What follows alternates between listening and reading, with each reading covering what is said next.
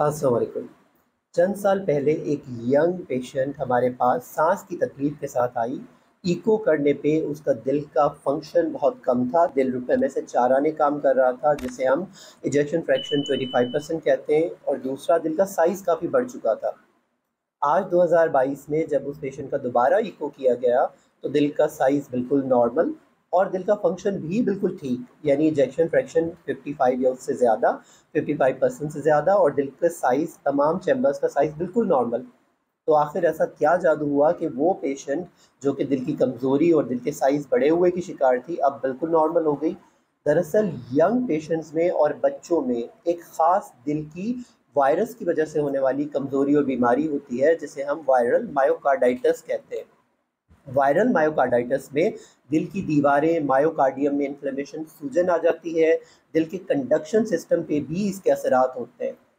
مریض جن علامات کے ساتھ آتے ہیں ان میں سانس کا پھولنا، دل کی دھڑکن کا خراب ہونا، کئی بار دھڑکن بڑھ جاتی ہے، کبھی کبھی دھڑکن کم بھی ملتی ہے، بلاکس بھی ملتے ہیں، اس کے ساتھ ساتھ گھٹن، گھبراہٹ، پسینے آنا، یہ علامات عام شامل ہیں۔ جب ایسے پیشنٹس کا ایکو کیا جاتا ہے تو دل کی کمزوری، دل کا سائز بڑھ جانا، یہ چیزیں ہمیں فائنڈنگز ملتی ہیں، جس کو ہم اسٹڈی کر کے مریض کو اسٹینڈرڈ ہارٹ فیلئر کی ٹریٹمنٹ، اور خاص طور پہ بچوں کی کارڈیالوجی یعنی پیڈیاٹرک کارڈیالوجی کی برانچ میں ریفر کرتے ہیں۔ اگر مریض کی حالت زیادہ سیریس ہے تو مریض کو داخل کر کے، ایڈمٹ کر کے، ٹریٹمنٹ کے بعد گھر بھیجا جاتا ہے۔ اگر نوعیت بیماری کی شدت درمیانی یا ہلکی ہے تو دوائیوں پہ گھر بھیجا جاتا ہے۔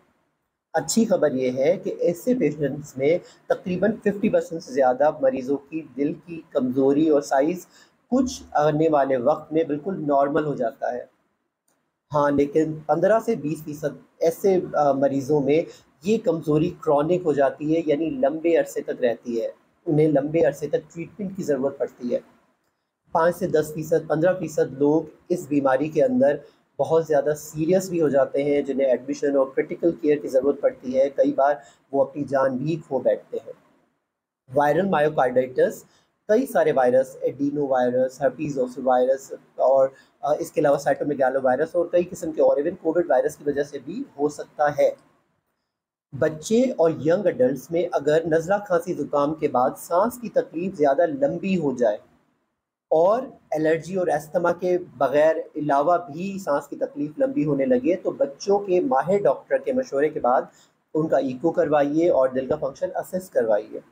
اپنا اور اپنے پیاروں کا خوب خیال رکھیں، خوش رہیں، صحت مند رہیں۔ اللہ حافظ۔